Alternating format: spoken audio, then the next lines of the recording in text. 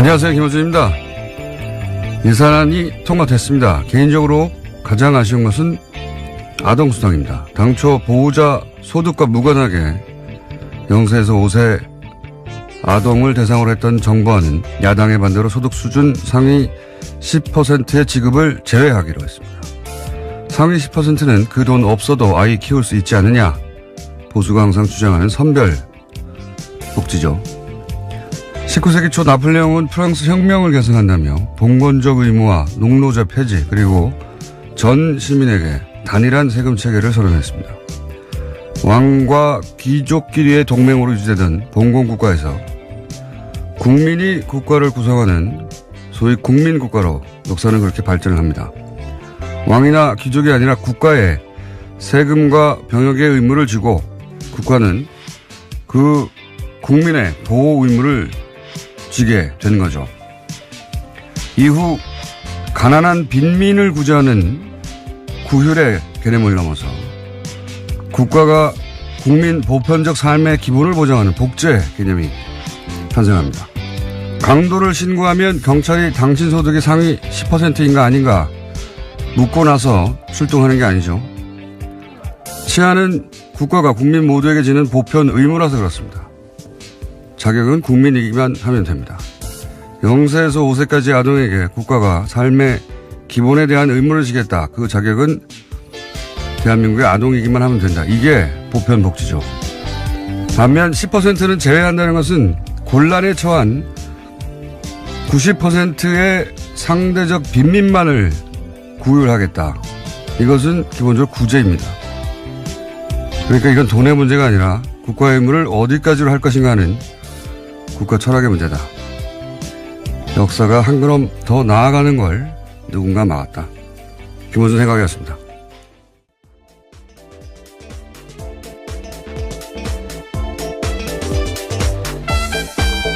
시사인의 김은지입니다. 네.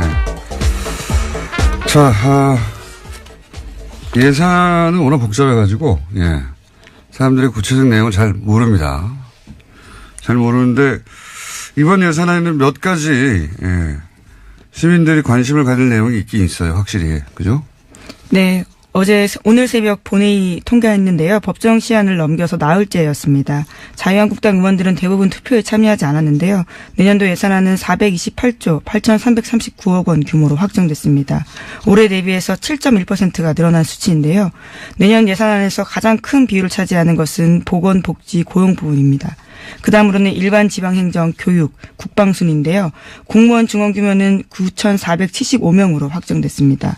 뿐만 아니라 남북협력기금 같은 경우에는요. 400억 원 감액됐는데 앞서 말씀하신 아동수당 같은 경우에는 2인 가구 이상 기준소득 수준 90% 이하로 해서요. 만 5세까지 아동 내년에 2018년 9월부터 10만 원씩 신규 지급됩니다.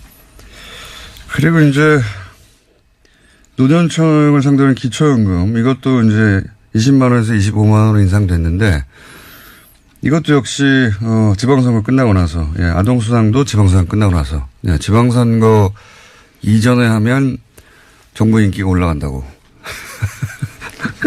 처음 듣는 얘기로 그렇게 연기가 됐고요.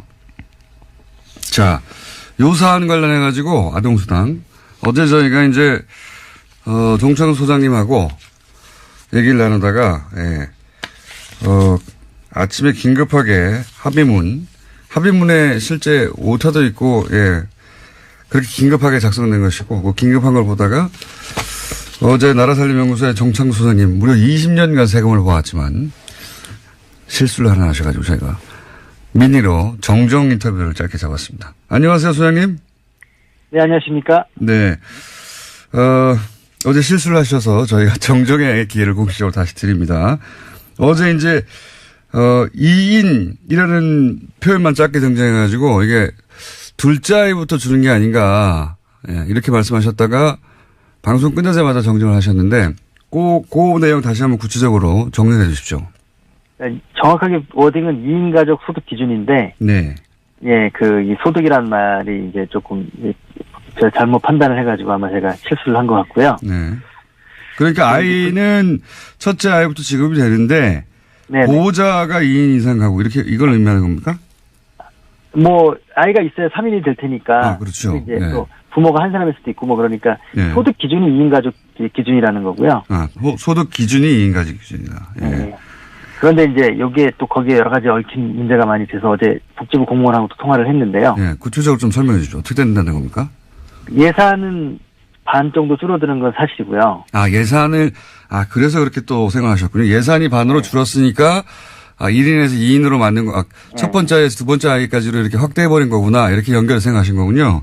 이게 10% 줄고 기간이 줄고 뭐 이렇게 갖고 반을 줄었는데. 소장님 너무 많이 알면 그렇게 됩니다. 하여튼 예산도 절반으로 줄었다. 예. 그리고. 이것 때문에 어제 실시간 검색 1위가 막 되고 그래서 깜짝 놀랐어요. 네. 네. 아무튼 그런데 여기에 지금 우리가 좀 간과하지 말아야 될 문제가 뭐가 있냐면. 거기에 이게 바쁘게 쓰다 보니까 소득 기준이라고만 표시를 한 거예요. 소득 기준. 예. 그래서 재산 기준이란 말이 안 들어가서. 이 복지부에서도 이걸 재산 기준을 어떻게 넣어야 되는 거냐 지금 막 그 약간 멘붕 상태에 지금. 어떤 차이가 있는 겁니까? 왜냐하면 그 소득 근로소 월급 받는 분들, 그런 분들은 소득이 좀 클리어하잖아요. 근데 그게 별로 없고 재산, 부동산 뭐 이런 분들 투명하지 않은 그런 분들이 예를 들어서 경우에 뭐 100억대 건물주다. 이럴 경우에 이제 그 소득이 정확하게 안 잡힐 수도 있다. 임대료도 막 등록이 안 돼 있고 막 그렇게. 그러니까 실제 봉급 생활자들은 그 급여가 높다고 빠지는데 훨씬 더 실제로는 많이 버는 건물주들은 받을 수도 있다. 이런 얘기는. 그래서 이후에 이게 이제 좀 다시 바뀌어야 될 것 같고요. 또 하나는 뭐냐면 이게 이제 봉급 소득자들 안에서도 맞벌이 부부들이 있잖아요. 맞벌이 부부 합산이니까 가구 소득 기준이니까. 그러면 부부가 합산되면 예를 들면 지금 3인 가족 기준으로 했을 때 뭐 723만 원, 뭐 부모와 아이를 둘이면 800만 원 뭐 이렇게 되는데 700만 원이라고 치면 부부가 합쳐서 700만 원을 벌면 또 20%에 드릴 수 있는 거죠. 그리고 또 제가 이제 이걸 보다가 아직 언론에서 그 대목을 지적하지 않던데 이렇게 되면은 어쨌든 10%를 걸러내야 되는 거 아닙니까? 그렇죠. 90%만 주기로 했으니까 이게 이제 0세부터 5세까지 영유아동 전체면 누구든 다 지급되는 건데 이걸 이제 90%만 주기로 했으니까 그러면 내가 그 90%에 들어간다고 하는 걸 입증하기 위해서 서류를 내야 되는 거 아닙니까? 그렇습니다. 그거 문제도 있고요. 그러니까 이 시민들의 불편도 있고 공무원을 늘려야 되는 문제가 있습니다. 또. 그렇죠. 왜냐하면 국세청에서 우리나라 국세청이 세계에서 1위거든요. 1인당 그 세금을 걷는 액수가 전산화돼가지고. 그런데 그 탈세라든가 아니면 민원을 처리하는 분들이 겨우 뭐 1%도 안 되는 돈 때문에 그 전체 조직의 20%가 움직이거든요. 그렇겠군요. 그런 것처럼 마찬가지로 여기서도 누가 10%냐. 그렇죠. 90% 이걸 가려내는 행정 들어가고요.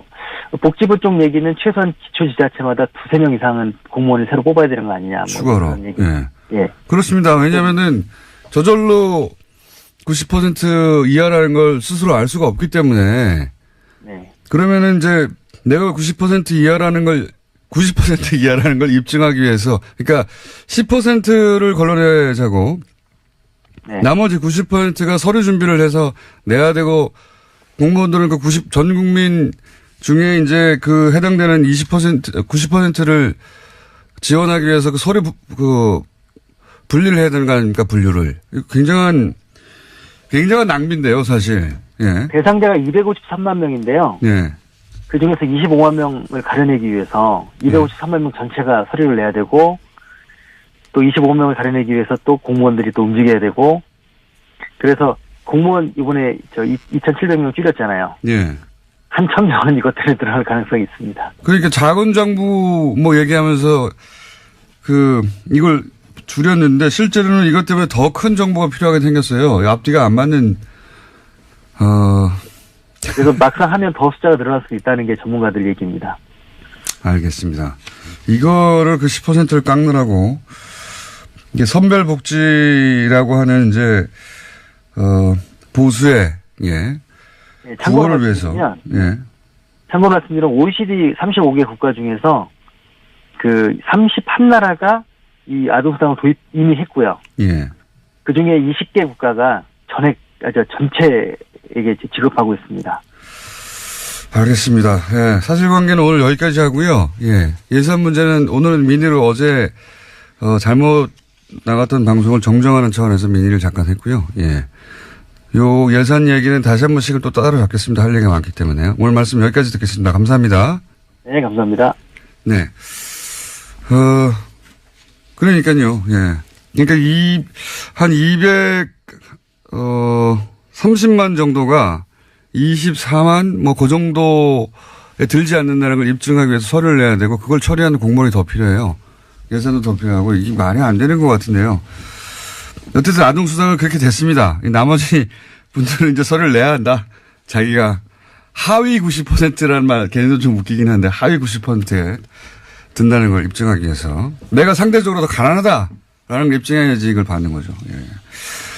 이건 철학적으로도 안 맞는 것 같은데. 자, 다음 뉴스는 뭡니까? 네, 유엔 사무차장이 어제 북한을 방문했습니다. 북한이 초청하고 유엔이 이에 응한 건데요. 제프리 펠트먼 유엔 정무 담당 사무차장이 어제 오후에 베이징을 거쳐서 평양으로 들어갔습니다. 유엔의 고위급 방북은 지난 2011년에 인도주의 업무조정국장 방북 이후에 처음인데요. 나흘의 방문 기간 동안에 리용호 외무상 등 북한 당국자들과 만날 예정입니다. 논의에는요, 북핵 문제도 포함될 것으로 보이는데 한국 정부와 유엔이 협의를 거쳤다라는 게 유엔 외교관의 설명입니다. 그렇군요. 어떤 의미일까요? 북한이 유엔 고위급 방문을 허용한 게 오랜만인데 아마도 이제 대화 채널로 여러 가지 방안을 검토하고 그중 하나로 유엔대 모색하고 있는 게 아닌가. 뭐 북한은 자기가 원하는 대로 원하는 사람들만 입국을 허용하니까요. 그런데 갑자기 유엔을 사무처장을 입국을 허용했다는 것은 의도가 있겠죠. 그게 대화 채널 중에 하나가 아닐까. 네, 지난 8월 달에 북핵 관련해서 대화 중지하겠다라고 유엔 사무총장이 밝힌 바가 있거든요. 네. 그에 앞선 사전 방문이 아니냐라는 예측도 나오고 있습니다. 그렇군요. 예. 유엔 얘기하고 외교 얘기하니까 그렇게 생각나는 건데 어제 포린 폴리시라고 대표적인 외교 전문지죠. 예. 제가 이 얘기 갑자기 왜 하냐면 이 잡지를 들춰본 게 10년도 넘은 것 같은데 여기 우리나라가 좋은 의미로 기사가 실린 건 처음 봐가지고 제가 잠깐 소개하면 포린 폴리시에서 원래 매년 세계 사상가 100인을 선정해요. 사상가, 그렇죠. 뭐, 띵커. 네. 예. 근데 올해는 리띵커. 새롭게 생각하는 사람 50인을 선정해서 새로운 사상가. 왜 그렇게 리띵커를 선정했냐면, 이제 2016년은, 포퓰리즘이 전 세계를 휩쓴 해다. 영국의 브렉시트도 있었고, 그 다음에 트럼프도 당선됐고, 자국 대통령인데 그렇게 표현했어요. 뭐, 예를 들면, 필리핀의 두테르트. 이런 사람들이 당선되고 이런 브렉시트 같은 현상, 포퓰리즘이 전 세계를 휩쓸었는데 그럼 올해는 어떤 해냐 정의하기를 그런 새로운 질서에 대해서 다시 생각하고 리팅크하고 새롭게 등장한 현실에 맞설 새로운 길을 찾는 해 이렇게 정의했어요. 예. 그래서 전 세계적으로 이런 새로운 시대에 새로운 철학을 제시한 각 분야 리더 50일 선정 뭐 이런 거거든요. 나름 권위 있는 겁니다. 여기에 등장하면. 네. 근데 거기서 문재인 대통령이 선정되는데, 전 세계 대통령 중엔 딱 2사람 되고 나머지는, 뭐 변호사나 뭐 코미디언이나 기업가 각 분야 리더들인데, 대통령 중에는 프랑스 마크롱하고 문재인 대통령이 선정됐어요. 근데 여기서 재밌는 것이, 첫 문장이 재밌습니다. 선정 이후로 문재인 대통령이 5월 당선됐을 때보다 더 어려운 상황에 처하는 신임 대통령은 없다. 뭐 이러면서. 굉장히 어려운 상황에서 신임 대통령이 있다는 거죠. 중국, 사드, 뭐 북핵 미사일 등등 쫙 나열해요. 그러면서 그걸 잘 극복해서 지지율이 아주 높다. 이걸 왜 제가 소개하냐면 미국 외교 전문가들이 현재 문재인 대통령을 어떻게 바라보는가 하는 시야가 거의 고스란히 담겨있거든요. 예. 야당은 배가 좀 아프겠지만. 이게 주류 미국 전문가들의, 외교 전문가들의 시각이다 하는 관점에서 찾아와서 읽어보면 재밌습니다. 내용 자체가. 거기 한국에서 또 한 사람이 선정됐어요. 한국인은 아닌데 뉴스공장에서 인터뷰를 했었는데, 러시아 출신이죠. 안드레이 랑코프 국민대 교수. 이분은 왜 선정됐냐? 북한 김정은에 대한 이해 지평을 넓혔다는 겁니다. 한국에 계신 분으로 한국인은 아닌데 이분이 선정됐고, 나머지 많습니다. 찾아보시면 재밌습니다. 잠깐 소개해드렸고. 자, 다음 뉴스는요. 네, 우병우 전 민정수석 관련된 뉴스인데요. 우 전 수석이 박근혜 정부의 비판적 성향을 가진 교육감들을 불법 사찰하도록 하고 이것을 국가정보원에 요구했다라는 정황이 드러났다고 한국일보가 보도했습니다. 우 전 수석은 지난해 3월 말 국정원 쪽에다가 정부 시책에 비판적인 교육감을 상대로 실질적 견제가 가능한 내용을 정교하게 파악하라 이렇게 요구했습니다. 그러니까 개인 비위 의혹 등을 파악해서 직접 압박을 가할 수 있는 내용을 알아오라고 한 건데요. 우 전 수석은 이 같은 내용을 파악하는데 열흘 안팎의 시간을 주고 집중 사찰하도록 지시했다라고 합니다. 그러자 국정원 쪽에서는 정교조 출신 교사의 교육청 발탁 인사, 친교육감 인사의 내부 승진 같이 특혜 의혹으로 공격할 수 있는 거리들을 파악해서 보고했다라고 합니다. 박근혜 청와대는 이런 식이었어요, 다. 그러니까 국가 정책을 정하고 자기가 원하는 방향으로 끌고 가려고 반대하는 인사들은 개인 뒷조사를 하는 거죠. 개인 뒷조사. 네. 이게 무슨 정책과 정책에 부딪히는 게 아니라 말 안 들어? 야, 뒷조사해봐. 죽여. 이런 거거든요. 예. 이건 뭐 시정 잡배가 하는 짓인데 이런 식으로 했고 그 선봉에 우병우 전 민정수석 있었다는 건데 예. 여전히 우병우 민정수석 계속 빠져나가고 있죠. 새로운 내일 또 하나 나왔네요. 자, 다음 뉴스는요. 네, 어제 김태우 전 청와대 대외전략기획관이 검찰에 소환됐습니다. 김 전 기획관은 김관진 전 장관과 이명박 전 대통령의 군 댓글 부대 혐의를 잇는 연결고리로 지목되고 있는데요. 관련해서 김관진 전 국방부 장관이 사이버사 댓글 공작에 이 전 대통령의 지시가 있었다라는 사실을 인정했다는 보도 나온 바 있습니다. 그런데 이런 보도가 나온 직후에요. 김태우 전 기획관과 이명박 전 대통령 두 사람이 만난 정황을 검찰이 포착했다고 JTBC가 보도했습니다. 김 전 기획관의 휴대전화에 관련된 정황이 남아있다라는 겁니다. 그렇군요. 댓글 공작 관련해서 대통령 지시를 인정했다. 네, 인정했다는 사실에 대해서는요. 이미 보도해 드린 바가 있는데요. 그 보도를 보고 황급하게 연락한 정황이 나온 겁니다. 그렇군요. 이분도 예, 본인은 절대 자살하지 않는다는 선언을 해야 되지 않을까. 예. 그런 저는 이런 뉴스를 볼 때마다 그런 생각이 듭니다. 예. 만났겠죠, 당연히. 예. 자, 이 뉴스는 아마 후속으로 뭐가 계속 앞으로 나올 것 같으니까 만났다고 한다까지만 저희가 알려드리고. 자, 다음 뉴스는 뭔가요? 네, 문무일 검찰총장이 어제 국정원 등 주요 적폐 수사를 관련해서 자신의 입장을 밝혔는데요. 올해 안에 마무리하겠다라는 겁니다. 문 총장은 그러면서 수사 피로감이라는 단어를 쓰기도 했는데요. 수사 일정과 관련해서 언급한 내용의 핵심은 모든 수사들이 검찰에 집중되어 있기 때문에 이것을 연내에 마칠 거다라는 겁니다. 주요 부분에 대해서는 연내에 끝내고 내년부터는 민생사건 수사에 집중하겠다라는 말도 했는데요. 이명박 전 대통령 등에 대한 수사의 확대와 진정 가능성을 차단한 듯한 발언이라서요. 비판을 사고 있습니다. 아니, 이거는 말이 안 되죠. 누구 맘대로. 이게 이제 시대 과제거든요. 검찰총장 혼자서 이제 안에 그럴 수 있는 사안이 아니에요. 그리고 MB는 시작도 안 했는데 무슨 끝냅니까? 지금 3주 남았는데요. 3주 동안 그러면은 기소도 다 하고 다 하라는 말인가요? 이게 말이 안 되는 이야기인데 검찰총장이 갑자기 게다가 이 피로감이라는 단어는요. 보수정당 보수매체가 몇 달 전부터 계속해서 주장해왔던 프레임이거든요. 이거 피로감 온다. 피로감 안 왔어요. 피로감 예. 국민 피로감 아직 안 왔어요. 피로감이 오기는커녕 아니 MB는 아직도 시작도 안 했는데 뭘 끝냅니까? 이건 문무일 총장의 개인적인 발언인지 지금 실제 이제 서울중앙지검과는 교감이 없었던 것 같다고 보도하고 있잖아요. 네, 그렇죠. 오늘 아침 한겨레 신문이 그렇게 보도하고 있는데요. 어제 문 총장 같은 경우에는 수사 피로감을 내세우면서 이런 말도 했습니다. 사회 발전에 도움이 안 된다라는 겁니다. 누구 맘대로 그런 거를 발전에 도움이 된다 안 된다고 정합니까? 예, 심지어 서울중앙지검 수사팀 관계자 말에 따르면요. 제일 먼저 사건이 왔던 댓글 사건 같은 경우에도 추가 확인 작업을 진행하고 있다라는 건데요. 아직까지 계속 하고 있다라는 겁니다. 아니 지금 김태호 전 대외전략기획관은 이제 처음으로 소환됐는데요. 무슨 끝냅니까 이제. 이건 말이 안 되는 이야기고요. 이런 얘기를 했다면 저희가 또 관련 인터뷰를 또 잡아봐야 되겠네요. 예. 이건 말이 안 된다고 봅니다. 이게 모르겠어요. 예를 들어 서울중앙지검에 지금 이 사건을 수사하고 있는 검사들이 육체적 필요를 호소하고 있다. 필요할 수 있죠. 육체적으로. 너무 곤란해서. 그럼 사우나 건을 끊어주세요. 갑자기 무슨 사회적 피로감을 얘기합니까? 국민들한테 여론조사 했나요? 네, 심지어 수사팀 내부에서도요. 문 총장도 특별수사가 전공인데 시일 정해두고 수사할 수 없다는 거 너무 잘 알고 있는데 이런 말을 왜 하냐라는 이야기가 나오고 있다고 합니다. 뭐 보수정당이나 이쪽에서 예를 들어서 문물 총장에게 이거 너무한 거 아니야? 사회적 피로감이. 이런 이야기를 했을 수도 있고 거기에 립 서비스를 했는지는 모르겠어요. 그렇다면 뭐 이해가는데 뭐 그것도 이해가 갈 건 아니죠. 왜 립 서비스를 합니까? 정말로 이렇게 생각하는 거라면 이건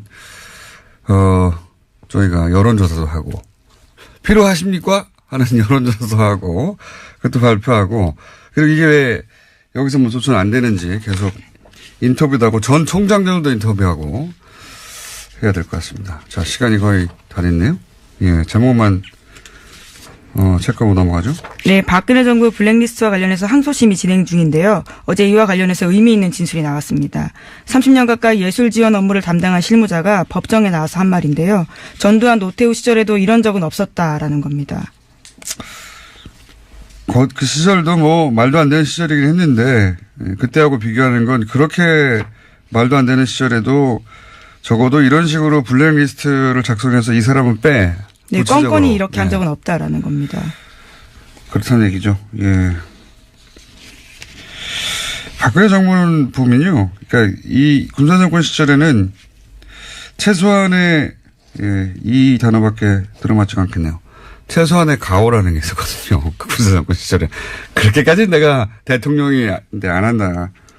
근데 박근혜 정부 시절에는 그게 없어요. 이 세월호 사고 났는데 시술을 한다든가 사람에 대한 연민이나 애정, 예의 기본적으로 그게 없는 것 같습니다. 문제는. 예.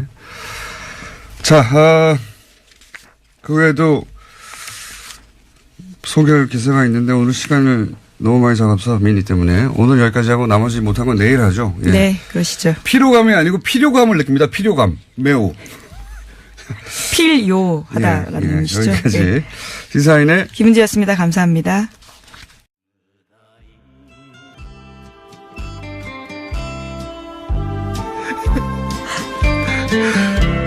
자유한국당 원내대표 경선이 일주일 남았습니다. 예. 현재 구도가 친홍, 친박 그리고 중립 이렇게 3파전이라고 하는데요. 오늘은 중립지대 후보가 당선되어야 한다고 주장하시는 나경원 의원을 스튜디오에 직접 모셨습니다. 안녕하세요. 네, 안녕하세요. 이 음악 외나무다리. 우리 지난번 예전 서울시장 선거 때. 예, 원수는 외나무다리에서 만나는데 아시는 분은 아시겠지만 의원님과 제가 오랜 구원이 좀 있습니다. 예, 원수 외나무다리. 다른 이야기 하기 전에 그동안 제가 미웠다 안 미웠다? 단답형으로? 아니 당연히 미웠죠. 네, 미웠다. 예. 네. 그 미웠던 얘기는 다음 기회에 따로 하기로 하고 오늘은 자유한국당 원내대표 경선 이야기만 하기로 하겠습니다. 자, 외나무다리 시그널 마음에 드십니까? 제가 막 웃긴 했는데요. 갑자기 옛날 생각이 나는데 제가 다 잊어버렸는데 잊어버렸는데 사실은. 네. 잊어버리셨을 리가 있나요? 잘못하신 줄 아시는군요. 글쎄요. 자, 오늘은 손님 오셨으니까 그 이야기는 다음 기회에. 현재 당내 경선 구도가 친홍, 친박, 중립 이렇게 3파전이 맞긴 맞습니까? 예, 그렇습니다. 네. 이제 후보들이 속속 출마 선언을 하고요. 오늘은 그 중립 후보 단일화를 위한 토론회를 합니다. 그래서 오늘 토론회하고 오늘 내일 이틀 여론조사를 해서 내일 단일 후보 발표하기로 했습니다. 중립 후보라면 이주영, 조경태, 한선교 의원 이렇게. 예, 그렇습니다. 세 분. 근데 그 단일화를 의원님이 주선 혹은 제안하신 거라면서요? 그렇게 언론에 보도됐던데. 예. 아니, 그러니까 사실 이제 저는 처음부터 이번 원내대표 선거는 개파 대리전이 돼서는 안 된다고 생각을 했거든요. 가장 중요한 핵심이 이제 이 당이 안 그래도 힘이 없는데 정말 진정으로 통합이 되어야지 뭐 문재인 정부의 힘이 없긴 없습니까? 예, 느끼십니까? 뭐 어제도 저희 사실은 좀 이제는 너무 무시하는 것 같아요. 저희를 사실은. 그리고 사실은 어제는요. 신종 날치기입니다. 국회의장이 어제 예산안을 예. 처리를 사실 이제 저희가 의총하는 사이에 국회를 열어서 표결에 붙였거든요. 근데 아시다시피 우리가 그저께 그 원내대표 3명이 합의한 것은요, 잠정 합의안입니다. 반드시 원내대표들이 합의한 것은 의총에서 추인을 받아야지 이 제대로 효력을 발생하는 건데요. 이 저희 의총에서 추인받지 못했다는 것을 분명히 얘기했음에도 불구하고 이 정세균 의장께서 여야 원내대표들이 다시 한번 얘기해봐라. 뭐 이런 시간도 주지 않고. 열몇 시간 드리지 않나요? 어제 아니 다시 한번 불러서 정세균 원내대표가 그런 걸 이렇게 주선한 다음에 표결에 붙였어야 되는데 뭐 예정된 시간을 넘겼다는 이유만으로 그냥 표결에 붙인 것은 정말 국회의장으로서 이것은 우리 정세균 의장님 제가 좋아하거든요. 의회주의자다라고 생각하는데 정말 어제는 굉장히 실망스러웠고요. 이런 식으로 국회 운영을 하면 결국은 뭐 116명 있는 그러니까 거대가 아니라 일당, 제1야당을 완전히 무시하는 것이고 이것은 협치? 뭐 이거에 전혀 반하는 것이다. 이렇게 생각합니다. 알겠습니다. 화가 나신 것 같고 협치는 거꾸로 이제 자유한국당도 안 하고 있는 걸로 좀. 예. 찬성해 주는 건 하나도 없잖아요, 또. 찬성해 드리는 것도 있죠. 어떤 게 있습니까? 아니 저희가 찬성 안 하면 법안 통과됩니까? 그러니까 찬성을 특별히 해 주는 건 없는 걸로 알고 있는데 제가. 예. 번번이 저희의 의견을 전혀 안 들어주는 또 여당도 문제이겠죠. 그래서 사실은 저는 이제 의회는 가장 중요한 게 합의인데 너무 이 국민의당과 이번에도 결국 야합했다고 우리가 다 평가하는 거 아닙니까? 그래서 다 평가는 아닌 것 같고요. 국민의당이요. SOC 예산 챙겨갔죠. 그리고 이 카톡 문자도 확인되지 않았습니까? 그래서 이런 거 보면은 사실은 이제 국민의당만 어떻게 이렇게 돌려서 과반만 넘자 이렇게 가니까 사실은 일야당의 이야기는 무시되는 것이 너무 많은 것 같습니다. 그래서 이렇게 돼서는 과연 의회가 의회로서 작동할 수 있겠느냐 이런 걱정입니다. 알겠습니다. 거기에 또 제가 할 말도 있긴 한데 오늘은 사실 그 얘기 때문에 오신 게 아니어서 그 얘기 듣기만 하고요. 예, 예.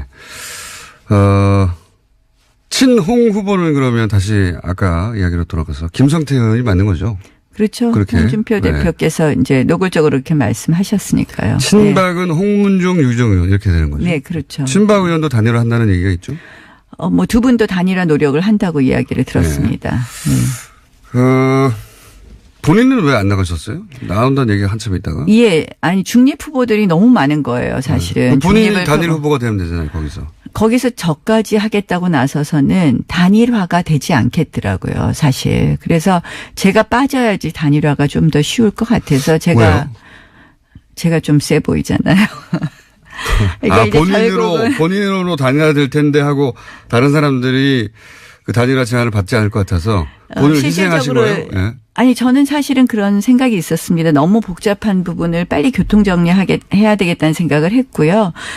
실질적으로 단일 후보 지금 룰도 우리가 결국 자유한국당을 지지하는 국민들께 물어보는 여론조사 형태를 취하기로 했거든요. 예. 원래는 책임당원을 하려고 했는데. 일반 여론조사로 바꿨어요? 예. 왜냐하면 책임당원 명부를 당에서 줄 수 없다 해서 일반 여론조사로 바꿨는데요.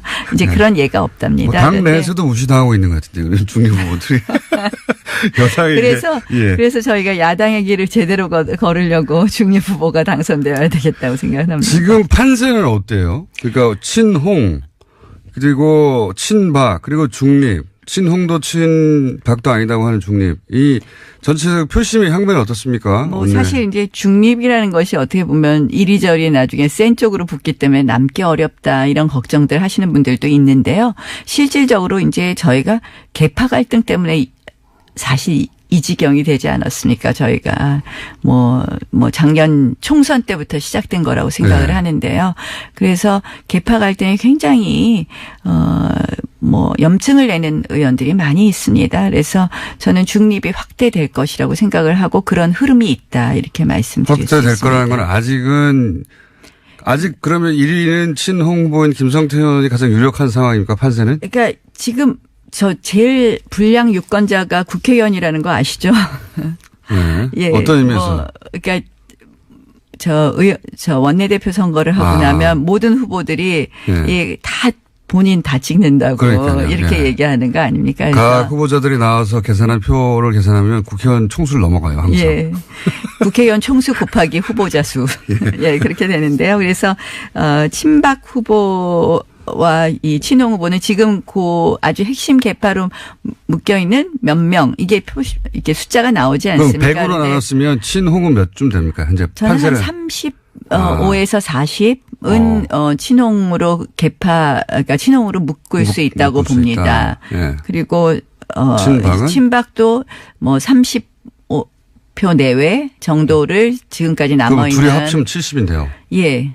그럼 중립이 30밖에 안 되는 거 아닙니까? 그렇게 계산하면. 116표입니다, 저희가. 아, 그렇죠. 네. 근데 이제 저희가 숫자로 퍼센티지가 아니라 숫자로. 그런데 네. 저희가 과반을 넘어야 되거든요. 그래서 1차 투표에서 과반을 넘지 못하면 2차 투표로 가게 되어 있습니다. 그래서 2차 투표를 노리시는 거군요, 지금. 예, 결국은 1차 투표에 1위를 못 하더라도 2차 투표에서 1위가 되면 당선이 될 수 있거든요. 예를 들어서 김성태 의원이 1차 투표에서 과반을 넘기지 못한 1위를 하고 그리고 2, 3위를 친박과 중립 후보가 했어요. 그러면 친박과 중립 후보가 단일화를 합니까 또? 단일화를 단일화할 하는 필요가 것이 없죠. 아니라 지금 2위가 돼. 예, 그렇죠. 그러니까 예를 들어서 중립에 있으면 예. 어느 쪽이 1등을 하든 네. 저희가 2등만 해도 떨어진 쪽이 저희를 찍게 되어 있는 거죠. 아, 그렇게 보시는 거군요. 네, 예. 거꾸로 예를 들어 친박이 2위를 했어요. 그러면 중립은 친박을 밉니까? 친홍을 밉니까? 그랬을 때는 중립은 나눠진다고 봅니다. 각각 나라 개인 자산으로 나눌 것이다. 그럼 어떻게 될지 모르고. 그러면 2위가 결국은 목표네요. 홍준표 사당화가 더 문제냐 친박의 부활이 더 문제냐에 대해서 어느 쪽이 더 고민을 한다고 생각을 합니다. 저는 사실은 이 친박의 부활도 굉장히 문제인데 사실 서청원 최경환 의원에 대해서 어제 홍준표 당대표께서도 소멸되는 과정이다 이런 표현을 쓰셨거든요. 그래서 그런 면에서는 지금의 권력인 홍준표 대표의 사당화 이 부분에 대해 더 큰 문제 아닌가 이렇게 친박은 생각합니다. 어차피 소멸되어 가는 과정인데 친홍이 더 문제다. 그런데 네. 홍준표 대표가 왜 이렇게 문제죠? 왜 절대 안 된다고 생각하십니까? 굉장히 장점도 있으시지만 예. 사실은 외연 확대에 있어서 상당히 문제가 있다고 생각을 합니다. 홍준표 대표의 문제입니까? 아니면 김성태 후보 개인 자질의 문제입니까? 저는 홍준표 대표의 문제를 말씀드립니다. 김성태 후보의 개인 자질은 문제가 없나요? 그 부분은 각자 의원들마다 성향이 다를 거라고 생각을 합니다. 의원님 생각이 보시기에는요? 저희가 이제 원내대표가 어제 보면 저희가 전략과 전술에서 다 실패했다. 치밀함에서 부족했다. 이런 지적들을 많이 하고 어제 있습니다. 예산안 처리 과정에서. 결국은 원내대표가 샤우팅만 해도 안 되고 그렇다고 새님처럼 앉아서 계산만 해도 안 된다고 생각을 하거든요. 두 캐릭터를 그러니까 정말 치밀함과 또 돌파력과 이러한 것을 다 가져야 된다고 생각을 하는데요. 사실 이제 나온다고 하시는 분들 어느 한 분도 둘 다 가진 사람이 없다. 문제가 되는 사람이 없다고도 볼 수 있고 모두들 또 미흡하다고 볼 수 있는 부분도 있다고 생각합니다. 김성태 의원하고 친하다고 자꾸 물어보시면 제가 이제 김성태 의원에 대해서 뭐라고 얘기하면 다른 후보들이 또 화를 낼 수도 있고. 좋은 점 빼고 나쁜 점만 얘기해 보세요, 그러면. 그러면 이제 나쁜 것만 기사되잖아요. 김성태 의원은 좋지 않습니까? 친홍 후보가 타격을 입는 건 좋지 않습니까? 이 정도 하죠. 중립 단일. 문제가 있긴 있군요. 보시기에. 김성태 의원은 이제 이 돌파력은 있으나 있다. 머리가 없다. 샤우팅은 강하시죠. 네. 샤우팅만 강한 그쪽이 너무 강하다 상대적으로. 이렇게 꼭 말씀을 이렇게 만드시는군요. 그러니까 이제 중립 후보는 나눠질 것 같습니다. 만약에 친박 후보가 2등이 돼서 친박과 친홍이 붙었을 때는. 그럴 경우에. 그러니까 지금 중립 후보의 1차 목표는 2위를 하는 거네요? 네, 그렇습니다. 2위를 하면 친박이 친홍을 찍을 수는 없다. 네. 이렇게 보시는 거고. 네. 그럼 당선 가능하다. 이런 네. 로드맵이네요. 네. 그러면 그렇게 해서 결국 원내대표로 가는 게 뚫릴 수도 있는데 본인은 왜 굳이 안 하셨어요? 제가 한다 그러면 룰이 합의가 잘 안 될 겁니다. 아까 본인이 말씀드린 너무 강력한 후보라서? 그러니까 다른 면에서 강력한 게 아니라 제가 늘 이제 여론조사 같은 거 하면 제가 그래도 잘 나오는 편이니까.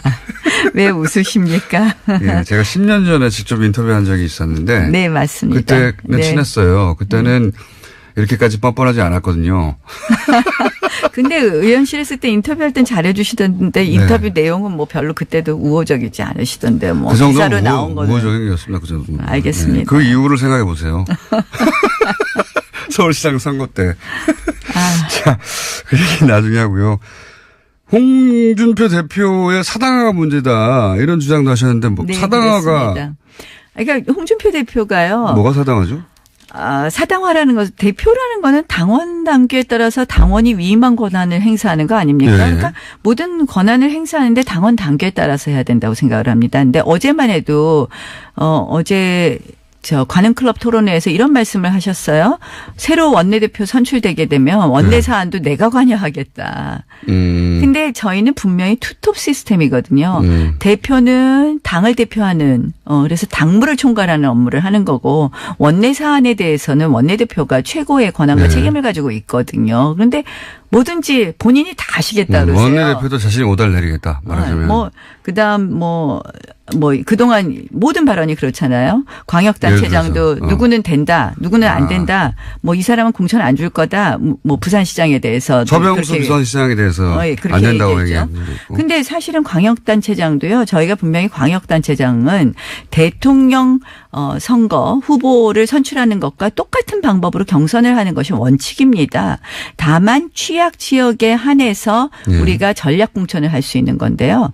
이것도 당원 단계에 있는 것에 막 반하는 이야기를 툭툭 하세요. 서병수 부산시장을 취약한 지자체장으로 파악하신 거 아닐까요? 아니요. 취약 지역이라는 것은 저희 당이 취약한 지역. 그래서 이제 후보가 아니라. 호남이라든지 이런 경우에만 전략 공천을 할 수 있고 원칙이 경선하게 되어 있습니다. 대통령 후보 경선하고 똑같이 정말 왕왕 그런 예가 너무 많이 있거든요. 그래서 제가 지자체장들에 대해서 그냥 개인 의견을 밝힌 거라고 볼 수도 있지 않습니까? 뒤에서 작업하는 것보다 낫지 않나요? 안 된다. 안 된다 하고 말씀을 하시는 것은 맞지 않는 거죠. 본인이 생각하기에는.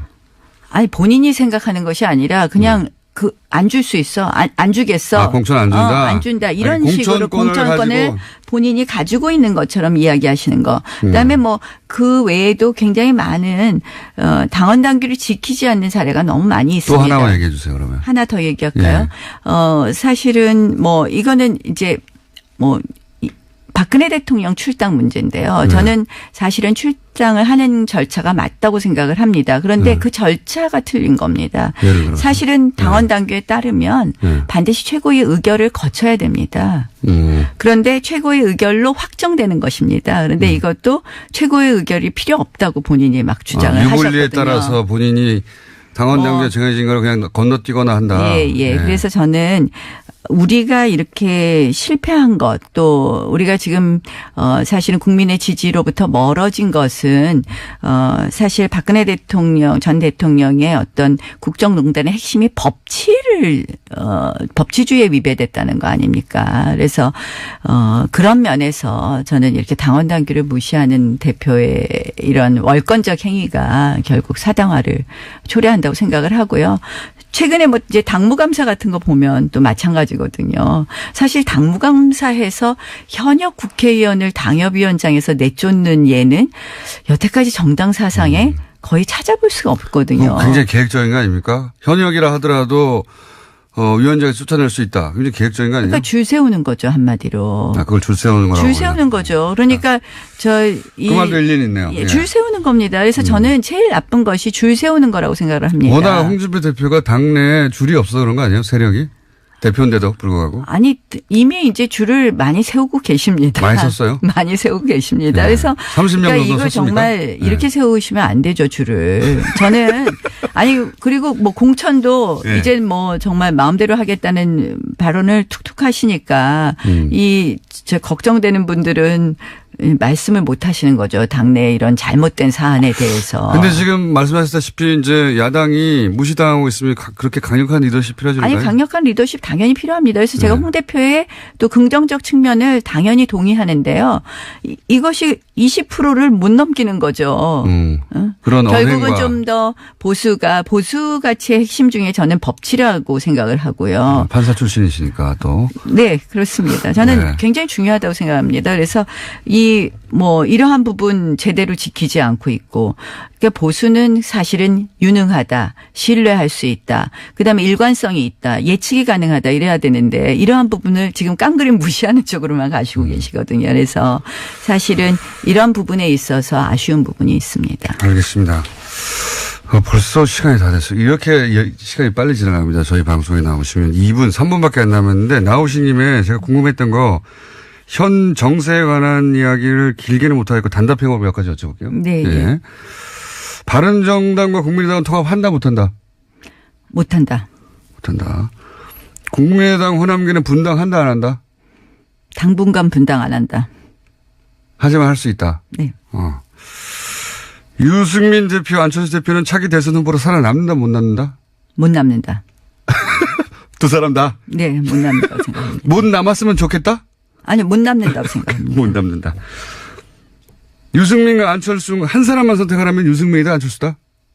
어떤 면에서 한 사람은? 그러니까 뭐 예를 들어서 살아남는 사람 아니면 뭐 살아남고 그 이후에 예를 들어서 연대할 수 있고 뭐. 연대할 수 있는 사람은 유승민 대표죠. 살아남는 사람은요? 살아남는 사람은 가능성으로 따지면 안철수 대표가 좀 더 높다고. 좀 더 높다. 하지만 결국은 둘 다 못 살아남는다. 네. 못 살아남았으면 좋겠다는 마음도 조금 담겨 있다. 아니 이제 뭐 우리 작년에 JP 총재 만났는데 안철수 대표에 대해서 참 뭐 다 좋은데 정치 경력이 짧아서 이러시더라고요. 그게 딱 느껴지는 부분이 있었습니다. 못 살아남았으면 좋겠다는 마음이 조금은 담겨 있다? 없다.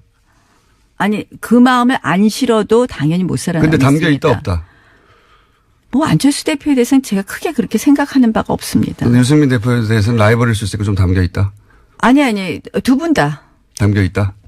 두 분 다 어차피 못 살아남을 것 같은데 뭐 담겨 있고. 그건 전망이고 본인의 네. 마음이 담겨 있다 없다? 전 마음은 전혀 뭐 관심 없습니다. 매우 담겨 있는 것으로 그럼. 문재인과 홍준표 중에 누가 더 밉다? 현재 기준으로는?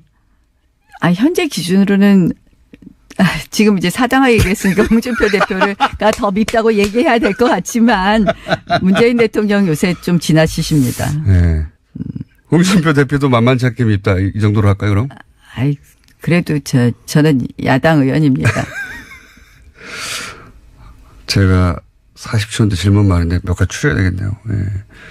문재인 지지율이 이렇게 높게 유지되는 이유 한 가지만 꼽자면?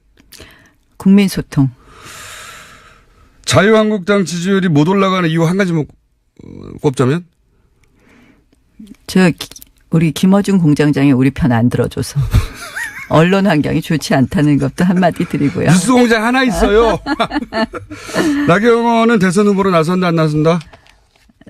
뭐 지금 생각 없다. 지금은 아니지만 결국은 나선다 안 나선다? 언젠가는 나선다. 오늘 여기까지 하고요. 좀 자주 오시죠. 그동안 한 번도 안 불러주셨습니다. 나경원 의원이었습니다.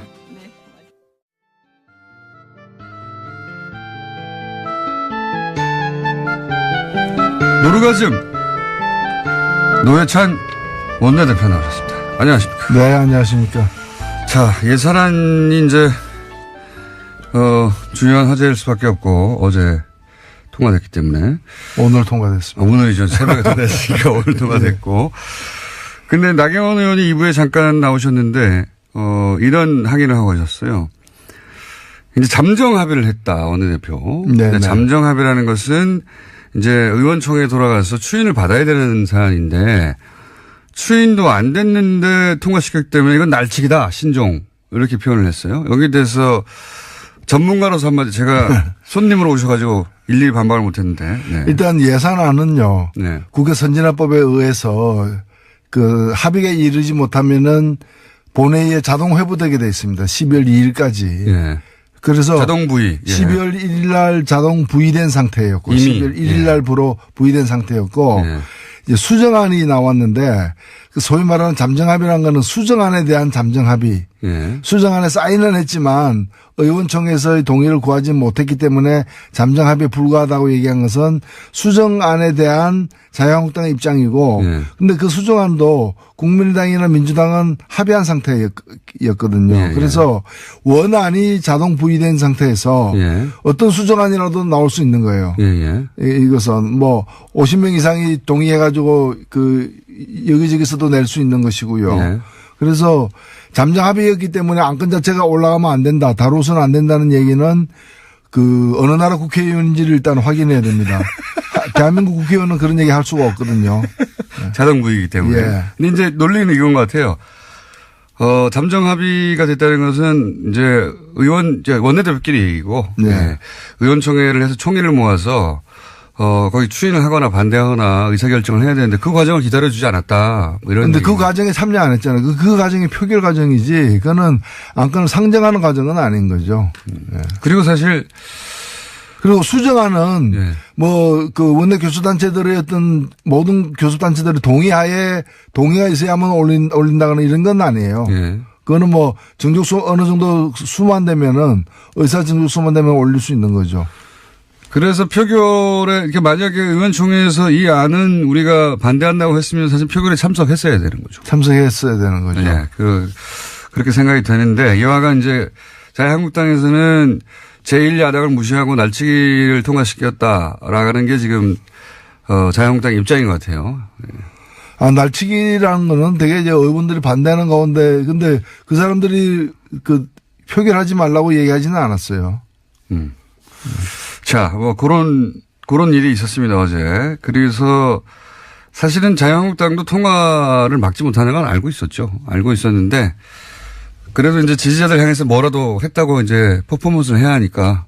예. 어제 그렇죠. 퍼포먼스가 자기들이 그 표결을 해서 다른 야당과 더불어서 힘을 합쳐가지고 이길 가능성이 있어서 표결에 참석을 하는 거고요. 참석해도 이제 안 될 것 같으니까 이제 참석을 안 하는 거죠. 그러니까 아무래도 이제 시험에 떨어질 것 같으니까 그냥 자퇴해버리는 거죠. 난 학교 안 다녔다. 그래서 시험을 안 쳤다. 그래서 나는 참석 안 했는데 왜 시험을 쳤냐고 학교에 항의하는 거죠. 그런 거죠. 네. 그런 상황으로 또 이쪽 지지자들은 이해하시면 될 것 같고. 그리고 필리버스터를 왜 안 했냐고 말하시는 분들인데 필리버스터를 12월 1일 지나면 못하도록 한 게 새누리당 여당 시절에 그렇게 만들어놨죠. 예. 그래서 필리버스터를 못한 겁니다. 뭐 할 어떤 제가 볼 때는 의지, 투지, 뭐 심지어 체력 이게 되는지도 의문스러웠어요. 저 사실 필리버스터 한번 보고 싶거든요. 자유한국당에. 체력. 자, 근데 내용으로 들어가가지고 뭐 아동수당 기초연금이 지방선거 이후로 지금 연기된 거 여기에 대해 말들이 많습니다. 예. 아동수당하고 기초연금 인상은 자기들도 그 다른 모든 정당들이 지난 대선에서. 5월 대선에서 약속을 했던 것이에요. 그러니까 반대할 명분이 일단 없고요. 두 번째 이걸 연기하면 누가 손해보느냐. 그러면 여당 민주당이 손해보느냐 그게 아니에요. 이 수당을 받게 돼 있는 사람들이 손해보는 거예요. 그렇죠. 그러니까 국민들의 고통이 더 가중되는 건데 그럼 왜 연기하려고 하느냐. 이걸 갖다가 예정대로 그 애초에 이제 예정했던 것처럼 오늘 통과됐으면 바로 내년부터 시행한다거나 아니면 4월 혹은 뭐 나중에 여당에서 이제 수정안으로 양보한 게 7월부터였는데 그렇게 할 경우에는 지방선거에서 여당에 대한 호감이 높아져 가지고 그러니까. 이제 싫으신다. 아니 그런 식으로 따지면은 근데 결국에는 자기들의 당리당략을 위해서 국민들의 고통을 더 받아라. 그런 셈이죠. 이런 걸 우리가 보통 내자로 뭐라 그러는지 아세요? 민중의 적이라 그럽니다. 그렇잖아요. 민중이 더 고통받아야 자기들이 더 유리해진다면은 그런 위치에 있는 사람들이야말로 민중의 적인 거죠. 그러면 평창올림픽에서 금메달이 쏟아져 나왔다. 한국 선수단이 예. 대표단이. 그러면 이제 정부도 좀 칭찬받을 거 아니에요. 예. 그러면 평창올림픽도 연계해야 됩니까? 금메달 따면 안 됩니까? 제2의 김연아 나오면 안 됩니까? 말이 안 되는 거죠. 이게 지방선거 이전에 뭘 한 해 만한 얘기는 과거에도 있었는데 지방선거 이후로 연계하라는 건 제가 처음 들어본 것 같아요. 의원님 들어보셨습니까 이거? 아, 저도 처음 들어보는 거죠. 그러니까 지방선거 전에는 슬픈 소식만 있어야 된다는 얘기 아니에요. 지방선거 전에는 국민의 눈에서 피눈물만 나야 된다는 그런 말도 안 되는 얘기를 하는 거죠. 그리고 아동수당이 이제 90% 이하만 지급되게 하는 것도 결국 이제 야당의 주장에, 뭐 중간에 합의를 해서 이렇게 90%로 야당 반대 때문에 합의가 됐는데 이것도 문제가 많지 않습니까? 예, 보편적 복지의 원칙이 후퇴한 것이고요. 예. 이렇게 되면 그 10%를 고르는 작업을 한 번만 하는 게 아니라 해마다 해야 됩니다. 왜냐하면 올해는 10%에 그렇죠. 들었는데 내년에는 10%가 아닐 수도 있는 거거든요. 11%가 될 수도 있고요. 예. 예. 그럼 그걸 선별하는 작업이 다 행정 비용으로 들었는데 그러니까요. 공무원 줄이라고 하면서 예. 이렇게 되면 이걸 하는 공무원 더 늘려야죠, 사실은. 그러니까 항상 보수는 작은 정부 얘기하는데 실제로 이렇게 되면은 큰 정부가 필요한 겁니다. 오히려 거꾸로 요돈 아끼려고 공무원 비용이 훨씬 더 들어가게 생겼어요. 이게 보편적 복지라는 것이 혜택을 고루 주고 예. 다만 근데 왜 부자들에게 이런 거 없이도 될 부자들에게 왜 이걸 주느냐. 예. 그래서 부자들은 세금 많이 내라는 거거든요. 그런 거죠. 예. 예. 근데 이제 이거 안 하고 나는 혜택 안 받으니까 이거와 관련된 세금 부담도 안 지겠다. 이렇게 논리적으로 이어질 수도 있는 거죠. 이 보편복지에 대한 개념 자체가 잘 없는 것 같아요. 예를 들어서 뭐 바다에 빠졌는데 당신 그 소득 구간이 10% 이상이야 아니면 이하야. 이거 구분해서 구하지 않거든요. 그 치안은 보편적인 거거든요. 국민 얘기만 하면 받는 건데 그렇죠. 그런 개념 자체가 없는 것 같아요. 이거를 자꾸 예전에 이제 빈민구제하듯이 뭐 예를 들어 흉년 들면 쌀 나눠주는 것처럼 이렇게 시혜의 관점에서 자꾸 보다 보니까 예를 들면 우리 수돗물 있죠. 예. 이거 상수도 공급도 일종의 그 보편적 복지입니다, 사실은. 그러면 그 상위 10%는 수돗물 끊어버려.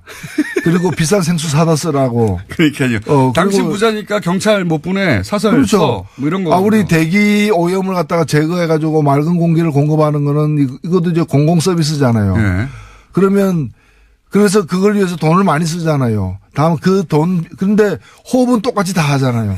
근데 그 드는 비용에 대해서는 자산이나 소득이 많은 사람들이 더 세금 많이 내니까. 세금 많이 내는데 그러면 상위 10%는 그냥 뭐 산소 마스크 쓰고 다니라 자기 돈으로 산소 사가지고 그런 얘기가 비슷한 거죠. 보편복지는 계속 확대되어 가는 방향으로 가야 되는데 보수는 보편복지의 개념 자체가 없고 이건 불쌍한 사람 도와주는 거 다 시혜다. 근데 그거를 다 할 필요가 있냐 이렇게만 접근하는 것 같아요. 네. 어제 예산안 그 표결하는 과정에서 그 자유한국당 의원들이 그때 들어왔거든요. 들어와서 뭐 거센 항의를 하고 표결하려고 이제 정세균 의장이 진행을 하니까 다들 손팻말을 들었어요. 네. 그 손팻말이 사회주의 예산 반대예요. 사회주의 예산 반대.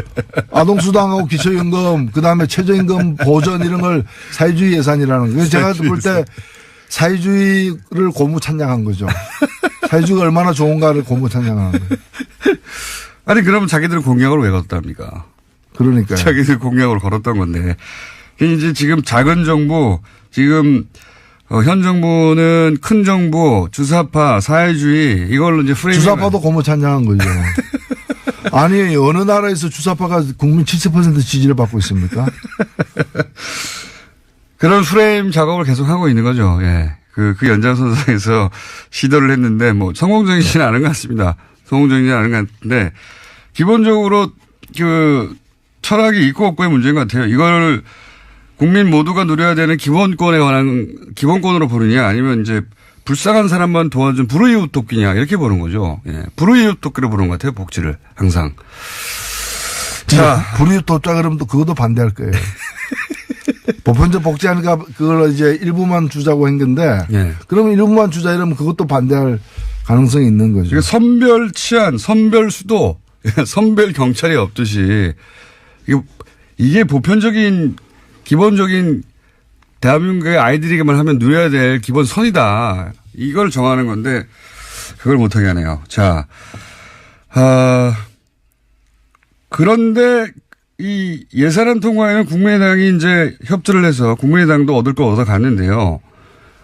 반면에 국민의당의 속사정, 소위 이제 통합, 바른정당의 통합 때문에 벌어지는 속사정은 여전히 변함이 없는 것 같습니다. 이게 결국 안철수 대표는 포기하지 않는 것 같아요. 절대. 예, 그 길로 가는 것 같죠, 이제 무조건. 예. 사실 이 두 당의 연대에 대한 첫 테스트 관문이 오늘 다뤄진 예산안 예. 통과했다고 봅니다. 예. 바른정당은 당론으로 반대했습니다. 그렇죠. 예. 예, 당론으로 반대했고 국민의당 같은 경우에는 당론 찬성을 채택하려고 했는데 예.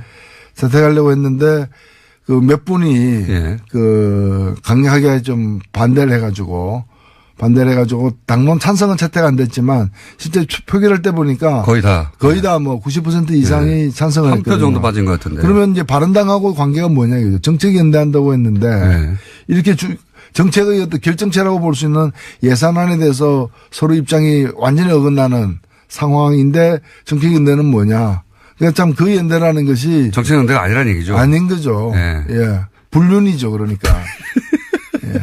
그 어떤 정략적인 목표 때문에 예. 연대를 갖다가 추구하는 것에 다름 아니다 이렇게 보여집니다. 그러면 국민의당 바른당 입장에서는 오히려 이해가 가는 면이 있습니다. 지금 뭐 교섭단체도 아니고 존재감이 점점 사라지니까 등치를 좀 키워야 되고 그래야지 다시 또 정치 일정 전면에 다시 자기 의사를 반영할 수 있으니까 그건 이해가 가는데 국민의당 안철수 대표가 이렇게 통합에 호남계의 결사적인 반대에도 불구하고 계속 가는 이유는 어떤 정치적 이유라고 보십니까? 저는 바른당만 가지고는 설명이 안 된다고 봅니다. 그렇죠. 바른당과 통합하면은 그 이전까지 보이지 않던 새로운 땅이 보인다라는 네. 어떤 판단을 하고 있는 게 아닌가. 바른당 11명인데 바른당하고 통합하면 기존의 국민의당에서 11명 이상이 나갈 수 있거든요. 그렇죠. 그렇다면 산술적으로 볼 때 별 도움이 안 되는 거죠. 소탐 대시라는 것처럼 보이는데 왜 굳이 이걸 하려고 하느냐. 네. 더군다나 나가려고 하는 사람들, 나갈 수도 있는 사람들이 다 호남계란 말이죠. 그러면 그렇죠. 국민의당 베이스가 흔들리는 건데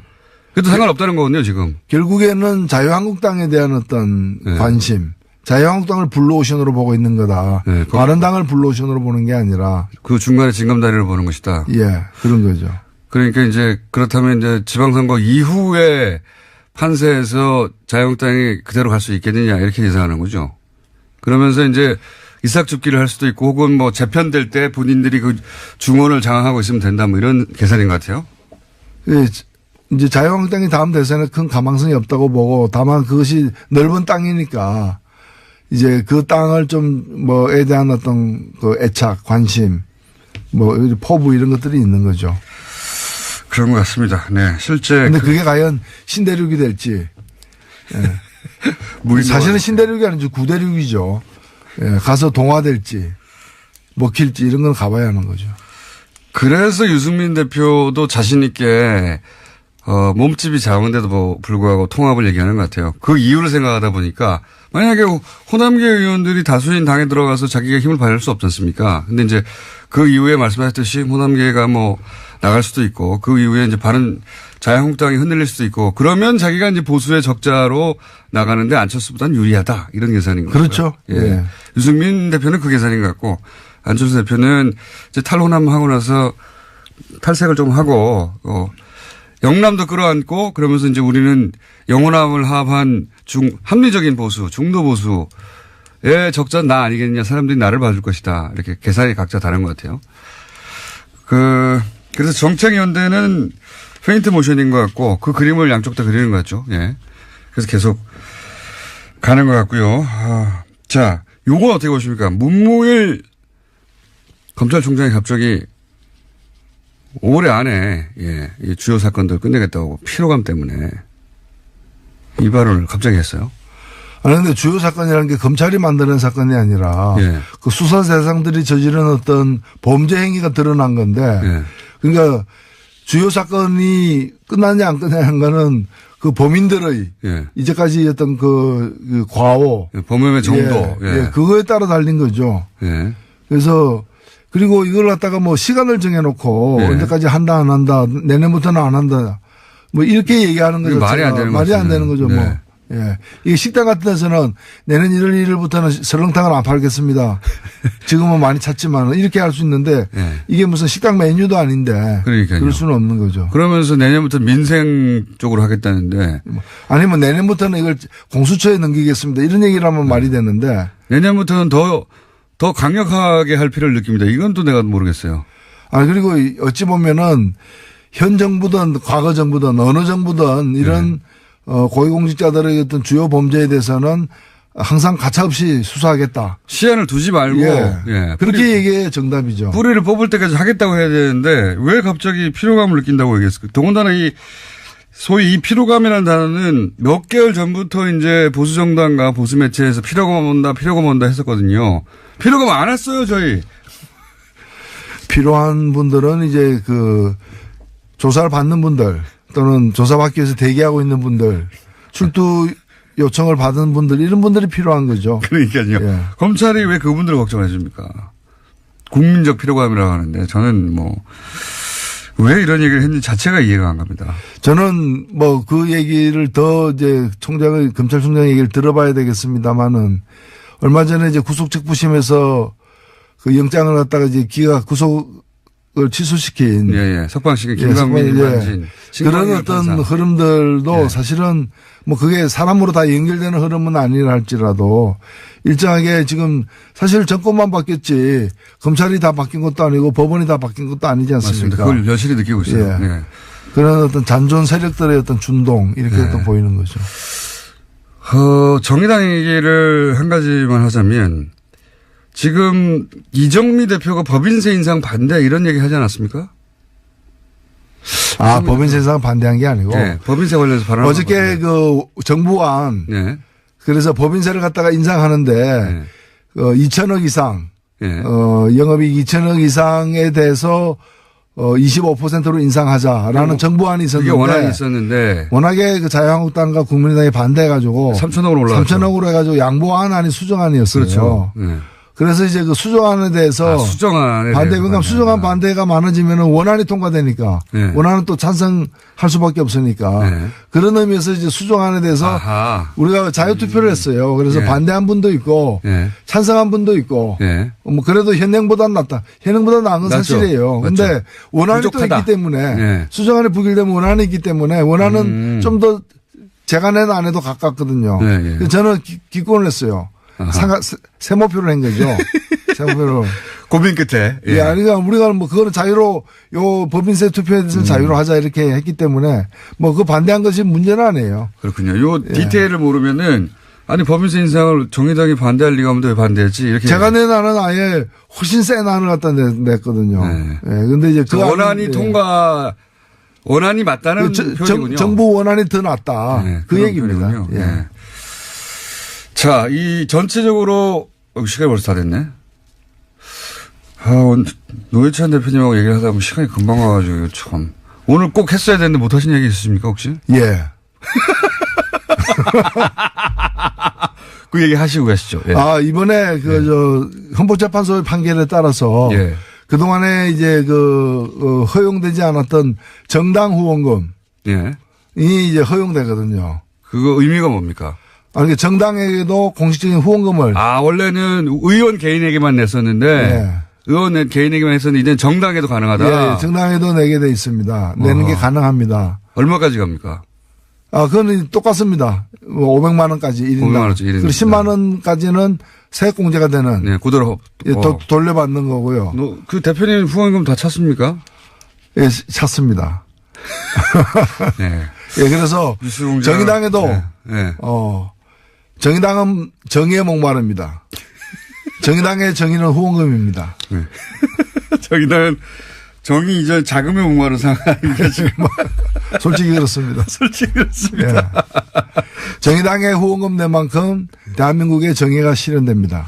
알겠습니다. 정당에도 이제 훈금 가능하답니다. 개인이. 지금까지 정당의 노회찬 원내대표였습니다. 감사합니다. 네, 감사합니다.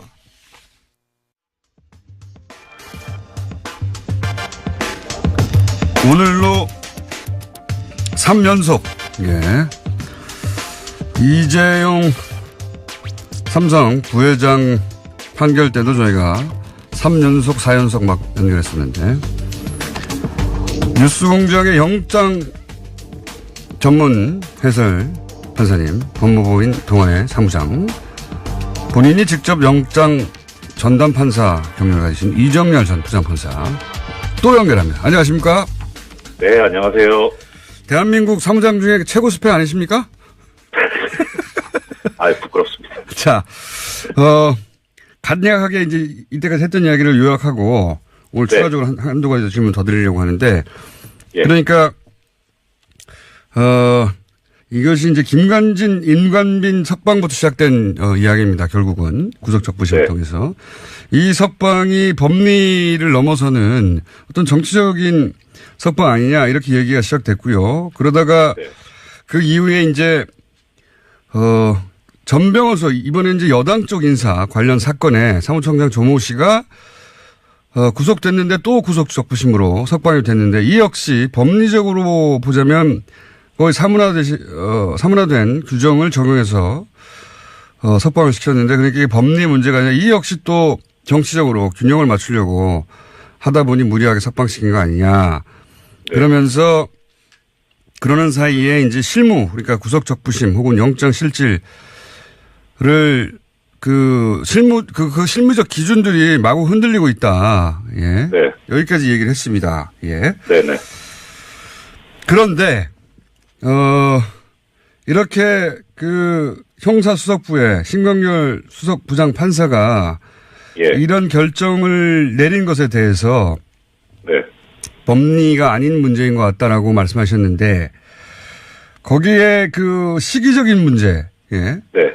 석방을 결정하는 시기로 볼 때도 이게 이상하다. 이런 예. 이야기를 하신 적이 있는데 방송 중에는 안 하셨어요. 이 얘기를 좀 설명해 주십시오. 예, 그러니까 시기가 무슨 말씀이냐면은 지금 아시는 대로 이번에 그 구속적부심으로 계속 석방 결정을 하고 있는 데가 서울중앙지방법원 형사수석부거든요. 네. 예, 그런데 여기가 이제 구속적부심 사건을 전담을 합니다. 서울중앙지방법원에 들어오는. 예. 그리고 이제 재판장인 뭐 많이 알려졌죠. 신광열 수석부장 판사. 예. 예, 이분이 그 작년 2016년 2월 정기이사 때 부임을 했어요. 네. 그리고 지금 이제 고등법원 수석부장급인데 그러니까 네. 상당히 높죠. 다른 법원에 비해서. 근데 이분이 2012년에 고등법원 수석부장 판사가 됐거든요. 그래서 네. 대략 이제 인사 패턴으로 보면은 내년 2월 정기 인사 때 법원장으로 나갈 가능성이 아주 높은. 그러니까 상당히 고참 판사인 거예요. 요건 이제 판사를 하셔야 알 수 있는 내막이군요. 그런데요. 예. 그런데 그러니까 지금 이제 그 시간을 역산해서 계산해 보면은 그 중앙지법 수석부장이 된 지 21개월 정도 됐고 앞으로 남은 게 3개월 정도 된 거잖아요. 네. 예. 그런데 그럼 21개월 동안 이 긴급체포가 위법하다고 이번에 풀었는데 그런 결정이 있었느냐. 그 이전에도 그럼 유사한 결정을 했느냐. 예. 그거는 사실 언론 보도가 안 나와서 제가 정확하게는 잘 모르겠지만 났으면 상당히 크게 났을 것 같은데. 그렇죠. 이례적인 결정이니까 났겠죠. 크게 보도가. 그러니까요. 그래서 가능성을 따져보자면 21개월 동안은 긴급체포가 문제가 없다고 생각을 하다가 3개월 전에 비로소 이거 좀 문제구나라고 그렇게 반성을 했을 수도 있죠. 그렇죠. 그런 가능성을 제외하고는. 예. 그런데 그렇게 보기에는 이분이 너무 고참인 거예요. 예. 그러니까 그렇게 반성했다고 본다기보단 차라리 뭐가 좀 있는 게 아닌가. 예, 뭐 정확하게 뭐라고 딱 집어서 말씀드리기는 그렇습니다만. 그러니까요. 좀 이상하다고 생각하시는 이유 한 가지를 더 말씀하신 거죠, 지금. 예, 그렇죠. 네. 그래서 법리적으로 문제 있는 건 어제 말씀드렸고 시기상으로도 이게 문제가 있어서 전체적으로 보면 정말 이상하다라는 겁니다. 구속적부심 수사를 한 지가 벌써 2년 가까이 됐는데. 네. 그동안은 이 구속적부심에 긴급체포가 분명히 있었을 텐데. 그렇죠. 예, 그거에 대해서 전혀 문제 삼지 않다가 갑자기 긴급체포 제도에 대해서 더군다나 말씀하시기로는 2004년에 대법원에 의해서 상당한 재량권을 2002년 죄송합니다. 2002년. 예.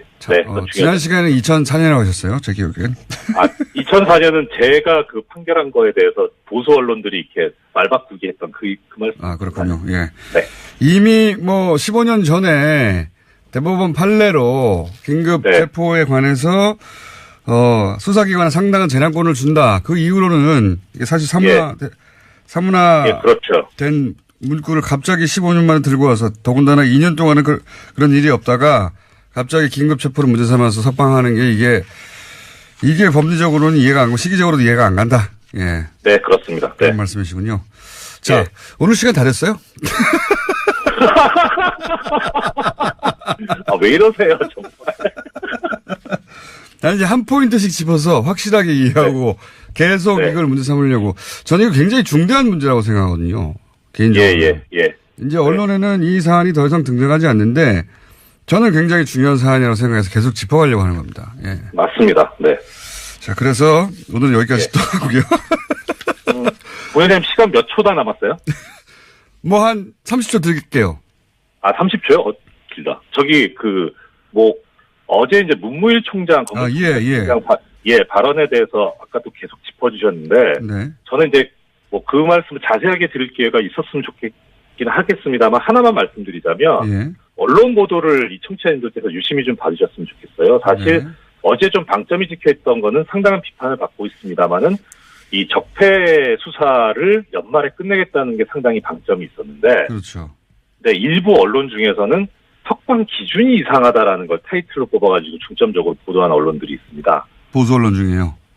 예. 근데 그게 뭐냐면 결국, 지금 적폐 수사를 연말에 끝내냐 안 끝내냐 이게 상당히 쟁점이었는데, 근데 지금 법원의 결정에 문제가 없다. 그리고 만약에 있더라도 이것은 법원과 검찰 사이의 갈등일 뿐이지, 이게 어떤 다른 큰 그림에서 나온 게 아니다라고 하는 그런 의도에서 나오는 걸로 보여요. 그런 언론 보도가. 그걸 유심히 좀 봐주셨으면 한다는 말씀. 무슨 말씀인지 이해했습니다. 그러니까 문무일 검찰총장이 법원과 검찰 사이의 갈등일 뿐이다. 이 구속 적부심과 관련해가지고 나오는 것은 검찰과 법원이 서로 법리 해석이 달라서 그런 것이다. 라고 의미를 축소했네요. 그런 취지로 말씀하신 것 같지는 않은데 언론 중에서 그것을 부각시키는 언론이 있다는 말씀을 그렇게 부각시켰다. 자기들이 원하는 대로 해석을 해서. 예. 네. 근데 저는 검찰총장이 이게 법원과 검찰의 갈등일 뿐이라고 해석하는 것도 의도가 있든 없든 간에 너무 좁게 프레임을 잡은 거라고 봅니다, 저는. 그렇죠. 맞습니다. 예. 그렇게 해석하면 안 되죠. 예. 세력과 세력, 그러니까 소위 이제 구체제가 이것을 저항하는 것, 이렇게 큰 그림에서 봐야 되는 건데, 검찰총장이 그런 그림까지 그려야 되는지는 모르겠으나, 굳이 말로 했으니까, 예. 네네, 그렇습니다. 네. 요 이야기는 또 내일이나 모레 저희가 비는 시간 마련해가지고 다시 연결하도록 하겠습니다. 알겠습니다. 그 말씀 감사합니다. 예, 고맙습니다. 법무법인 동안의 사무장 이정열 전 부장판사였습니다.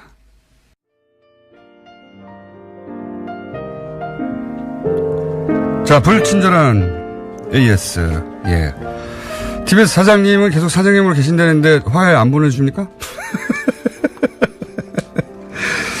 자, 뉴스공장에서 나경원 의원의 목소리를 듣다니 굉장히 문자가 많이 왔습니다. 예, 수백 개가 쏟아졌어요. 예, 한 번에 짧은 시간 내에.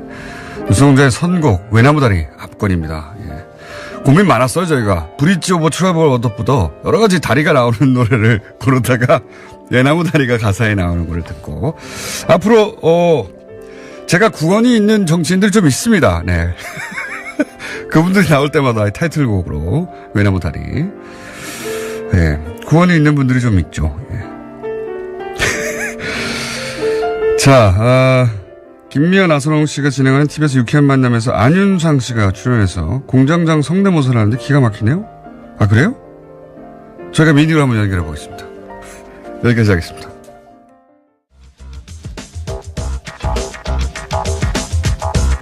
자, 시사, 과학, 코미디 다 넘어오고 때로는 다 성공할 때도 있고, 예, 때로는 다 망할 때도 있는 원정호 씨 나오셨습니다. 안녕하십니까. 예, 안녕하세요. 네. 오늘 어떤 주제입니까? 설마 했는데 우리 과학기술계에도 블랙리스트가 있다. 그러니까요. 예. 이거 진짜 이해가 안 가는. 왜냐하면 과학기술 이 분야의 분들이 갑자기 도로로 뛰어나와가지고 집회를 하는 경우나 막 성명을 정치적 사안을 적극적으로 내는 경우가 극히 드물거든요. 드물죠.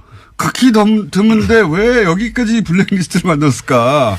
저도 그게 궁금한데 네. 일단은 블랙리스트를 만드는 것은 전 정권의 속성이 아니었나. 어떤 쪽에도. 그렇게 이해하면 사실은 예를 들어서 체육계도 만들고 다 만들었어야 될 것 같은데 여기 그러니까 문화예술계는 이해가 가잖아요. 그렇죠. 예, 드라마나 영화가 미친 영향이 크니까 대중에게. 네.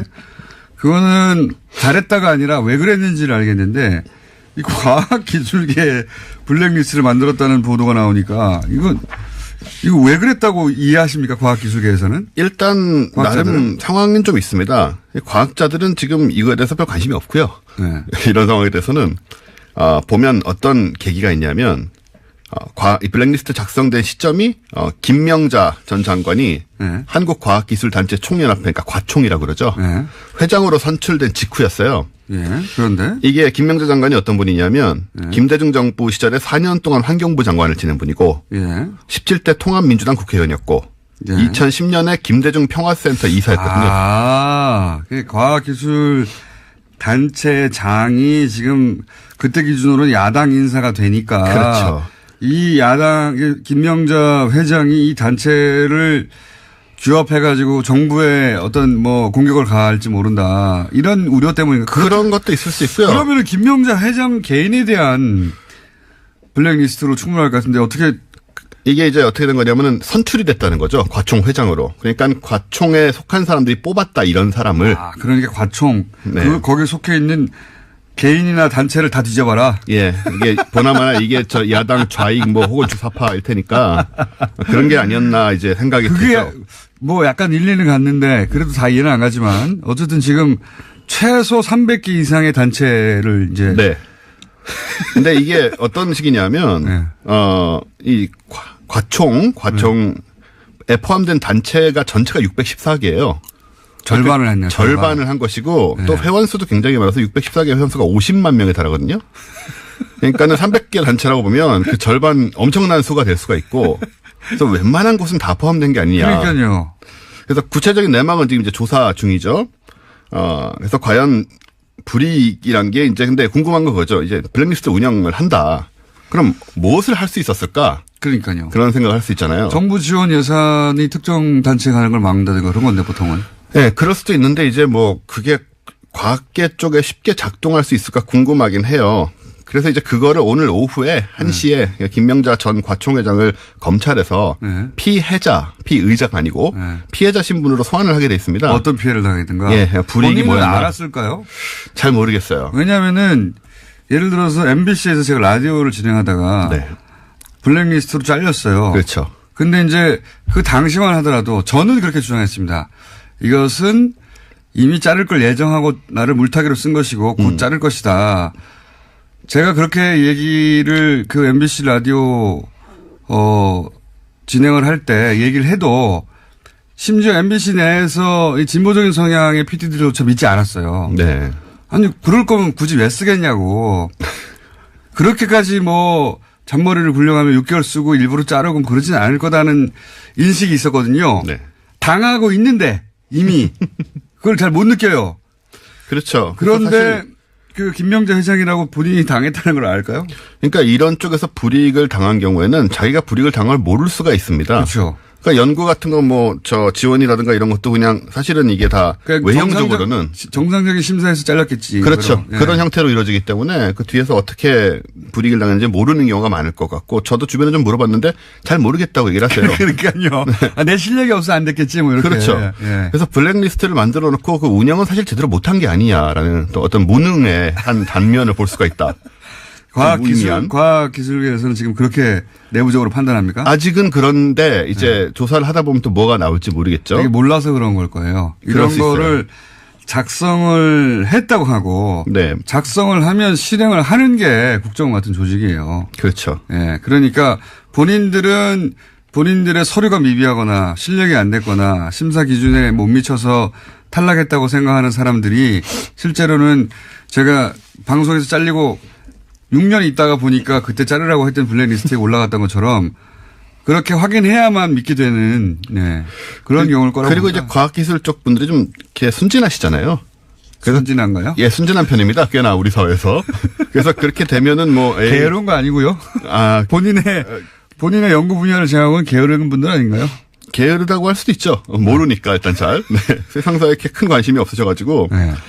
근데 이제 자기 분야 연구도 바쁩니까? 한편으로 과학계가 좀 찍힌 게 뭐냐면 지난 정권에 왜 창조경제 내세웠잖아요. 박근혜 정부가. 이제 과학기술 발전을 통한 창조경제를 내세웠는데 이 개념이 이제 모호함은 물론이고 비과학적인 슬로건이잖아요. 그래서 이거 비웃긴 많이 비웃었어요. 많이 비웃었죠. 과학계 내에서 뭐냐 이게 뭘 하라는 거냐. 그런 말이 이제 뭐 많이 새 나왔죠. 사실은 창조경제는 아직도 아무도 모릅니다. 아무도 모릅니다. 아무도 모른 채로 사라졌죠. 아무도 어떻게 하자는 거지? 아무도 모른 채로 그렇죠. 사라졌는데. 이게 또 지역별로 근데 뭐 창조경제 센터 만들어지고. 그거 다 텅텅 비어 있어요, 요즘. 그러니까요. 그거 뭐 하는지도 다들 불려나가고 과학계 인물들이 뭐 취전연이라는 쪽에서 불려나가고. 돈 많이 들었어요, 그 창조경제 센터. 그러니까요. 뭐 하는지 모르고 어영부영 뭐 하라는 거 하다가 돌아오고 이제 이런 경우도 있어서 이제 소위 욕을 먹었는데 그때 이미 좀 마음이 상하셨다. 저 위쪽에서. 그걸 생각해 볼 수 있죠. 뭐 그런 게 이제 상식적인 추론인데. 저는 여전히 잘 이해가 안 갑니다. 회장 한 사람이 왔다고 해서 거기 있는 단체 300개하고 50만 명을 다 리스트에 올려서 걸러가지고 어떻게 한다는 게 이게 이해가 안 가네요. 뭐 지난 정권에서 일어났던 많은 일들이 우리의 상상을 초월하는 부분이 있었기 때문에 그 연장선상으로 생각할 수 있지 않나 보고 어떤 단체가 들었을지 궁금하잖아요.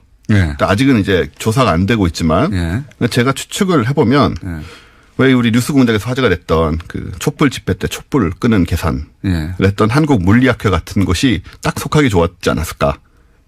이건 뭐 제 추측에 불과합니다만은 그분들이 이걸 계산하면서 얼마나 계산하고 있어. 그 성향을 미리 이제 파악하고 그분들이 이걸 계산할 때 얼마나 즐거워했는지 옆에서 봤기 때문에 그런 성향들은 이제 충분히 국정원에 의해서 그 확인이 되지 않았을까 이미 이제 그런 생각이 들고요. 그래서 지금 저희는 되게 궁금합니다. 이게 조사 결과가 어떻게 나오고. 과학기술계는 화가 난 게 아니라 문화예술계는 자기 밥줄을 끊었다고 지금 화를 내고 막 시위하고 막 한판 붙자는데 과학계에서는 궁금하네. 우리 속했나 아닌가 나는 들어있나? 뭐 이런 생각들을 순진하게들 하고 있죠. 들어갔으면 우리 왜 들어갔지? 괜찮았는데? 나는 괜찮았는데. 안 들어갔으면 왜 쟤는 들어가고 우리는 안 들어갔지? 저는 이제 개인적으로 제가 들어있을지 굉장히 궁금해요.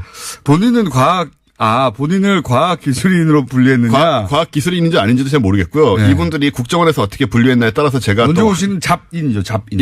사실 안 속하고 문화예술인도 될랑말랑해도 안 돼서 거기도 못 들어왔거든요. 그래서 제가 정체성이 불분명해서 성향은 되게 좀 찍힐만 한데. 원종우 씨는 문화예술계에 들어가도 전혀 이상하지 않죠. 우리나라 최초의 인디밴드 그리고 기타로 영국에 가서 학위를 따오신 분입니다. 그리고 그리고 이제 방송 작가도 하셨고 방송 작가로 유명한 다큐도 많이 하셨고 그다음에 지금은 이제 과학 팟캐스트를 하고 출판도 해서 베스트셀러도 냈고 그중에 크게 성공한 건 없어요.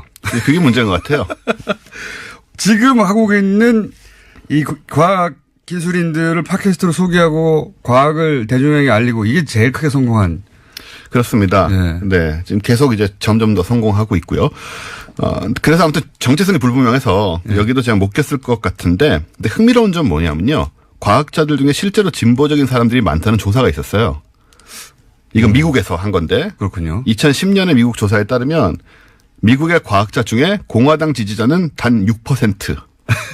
에 불구하고 그렇게 굉장히 화제가 됐었습니다. 그건 제가 보기엔 이념의 문제라기보다는 과학적으로 논리적으로 추론하는데 훈련이 된 분들이 보수의 논리구조 좀 허술하거든요. 어디나. 바로 그렇습니다. 그렇기 때문에 그런 거죠. 그러니까 앞뒤가 말이 안 되잖아 이런 거죠. 민주당 지지자가 55%니까 굉장히 차이가 나는데 말씀하신 것처럼 이제 과학의 속성에 진보적인 면이 있기 때문에 그런 면이 있지 않나 생각을 합니다. 그러니까 이념의 논리의 문제라고 봅니다. 자, 원종우 씨였습니다. 감사합니다.